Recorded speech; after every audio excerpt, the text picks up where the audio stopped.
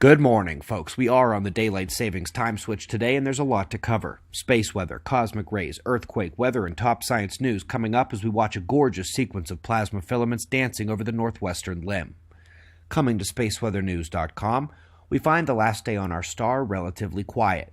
You'll notice the polar confined coronal holes along with the bright spot active areas we have been watching. First thing I want to note is that in the solar wind telemetry, we find the density of the plasma stream go up about 3 to 4x, also have a cosmic ray error spike this morning below in purple. But it was the increased density that had the primary effect.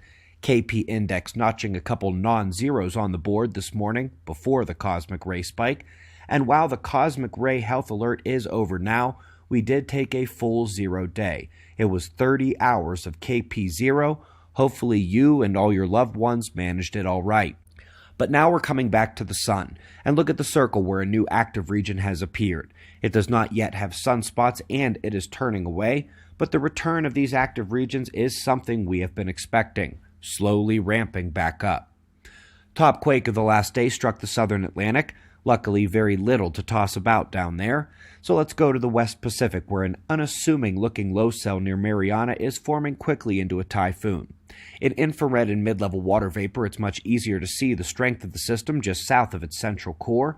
Hopefully, it takes a bend to the northeast as opposed to the northwest. Want to give a heads up from Italy and into the eastern bloc today.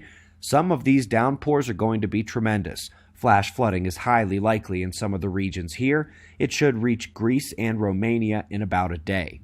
And of course, in case anyone forgets or managed to miss it, after 2 record cold waves in October, another one is kicking in the west here in early November. No part of them has been fun. Let's go next to space weather and its interaction with Earth. We've got 2 space weather technology stories today, and the first one deals with the telecommunications sector. Highly detailed studies revealing that there are marked decreases in sector output and performance during major geomagnetic storms. DST index tied primarily here, which is like the cousin of the KP index. Of course, the bigger sector, and one that can endanger lives if lost, is the power grid. We rely once again on the Asian studies, which are rapidly catching up to the Western ones, trying to be neck and neck, basically managing to wrap the 3-phase study the Americans did over 2 years into one. Long story short, they found the greatest actor on the system not to be the X-ray flare energy or the particle bombardment, but the geomagnetically induced current. This is where the magnetic field of the planet turns from the protector to the effector, since its interaction with the solar wind is what's driving those induced currents. We are never more than one solar blast away from having every copper wire on Earth melt. So it might make sense to be able to predict major solar blasts. I want to go on record as siding with the sunspot magnetic classifications as the best current way to forecast flaring. But I also recognize that these sequence and pattern studies may one day reveal much, much more. They have shown promise, and we've got another baby step in the right direction here today. And we are off into space. Folks, we know that sneaking through the stars and dust of the Milky Way are rogue planets, perhaps more than there are stars in the system, those which have escaped or been ejected from their stellar systems. But what about in the extragalactic space, the vastly more enormous voids between the galaxies? In a new work in the Astrophysical Journal, we find the first confirmed detection of planet-sized objects in extragalactic space. These may have been ejected from a galactic stellar system, but that is unlikely, so we must ask where they got the stones to come together like that. Wink. Up next, for those who haven't heard, the Planck data and cosmic microwave background are causing a bit of trouble for cosmologists. They are. They cannot seem to relieve the tension presented by these observations when compared to the model expectations or each other. A new work examines the potential of massive neutrinos to be the culprit. But in addition to the fact that we've never seen such neutral relics of these scientist imaginations, the math says it wouldn't work out anyway. And that takes up another option because whether it's the space surrounding a galaxy or the pre-universe universe, or what lies beyond the known universe, the math is starting to say that Bose-Einstein condensates are not such a bad option for investigation.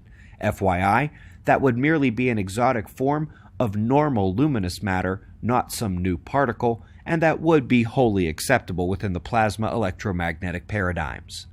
Last but not least, I figured this was going to be a negative paper when I read the title, something cutting against the use of ancient stories to interpret evidence and the story of Earth's catastrophic punctuations to these long periods of calm stability. But I was wrong. This is why you actually read the papers. The myths to which the paper refers are the same kind that we identify and attempt to tear down. Speculations and guesses go unquestioned. Future studies build upon those presumptions, turning them into unchallengeable myths. This is precisely what has happened to cosmology, climate change, and Earth's catastrophe cycle. Word for word, exactly the same trouble. Now, this paper was not discussing our specific topics, rather suggesting that similar myths abound for the early formation of the Earth and other planets like Mars and Venus. But indeed, this is what we're dealing with too, on the topics we cover at the channel. All three have a dedicated movie to help you catch up. You can find them on our channel page, our website homepage, or at the links in the box right below the video. If you are new here, they are very recommended, almost needed to watch the daily shows. We greatly appreciate your support. Website members, check out the podcast from yesterday. It was a fun one. We've got wind map forecasts and shots of our star to close, and we'll do this all again tomorrow, right here. But right now, it's 4:20 a.m. in the new Valley of the Sun. Eyes open, no fear. Be safe, everyone.